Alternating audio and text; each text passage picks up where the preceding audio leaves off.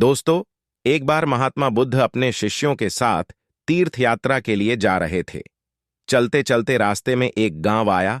महात्मा ने कहा, आज का विश्राम इसी गांव में करते हैं। यह कहकर शिष्यों सहित उस गांव में चले गए। गांव के लोगों ने महात्मा को देखा तो बड़े प्रसन्न हुए और महात्मा के लिए बहुत अच्छा आसन लगाया। सभी अपने अपने घरों से अच्छा अच्छा पकवान बनाकर लाए।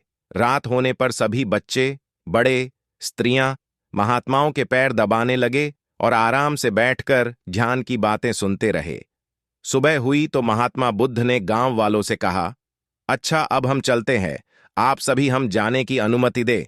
गांव वालों ने कहा, महाराज, एक दिन तो और रुकिए। लेकिन महात्मा ने कहा, नहीं बच्चों, अब हम जाते हैं, कभी फिर आएंगे। यह कहकर महात्मा चलने लगे और चलते हुए महात्मा बुद्ध ने गांव वालों को वरदान दिया और कहा, सबके सब उजड़ जाओ। यह वरदान देकर महात्मा चले जाते हैं।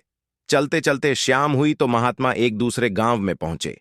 वहां पहुंचते ही बच्चों का बड़ा सा झुंड दौड़ा आया और महात्माओं को चारों तरफ से घेर कर कोई मिट्टी फेंकता है तो कोई कीचड़ फेंकता है। शोर मचाने लगे। महात्मा लोग बड़ी मुश्किल से उनसे पूछा छुड़ाकर एक जगह गए और जो अपने पास फटा पुराना कंबल था बिछाकर बैठ गए। काफी देर बाद गांव के कुछ बड़े व बूढ़े आए। वे सब भी महात्माओं को देखकर हंसने लगे और मजाक उड़ाने लगे। एक जवान ने तो महात्माओं का कंबल ही छीन लिया और कहा, इनके क्या काम आएगा, कम से कम मेरी भैंस तो ओढ़ेगी। वे महात्माओं का अपमान करते हुए चल गए। महात्माओं ने भूखे प्यासे रहते हुए बड़ी मुश्किल से रात बिताई।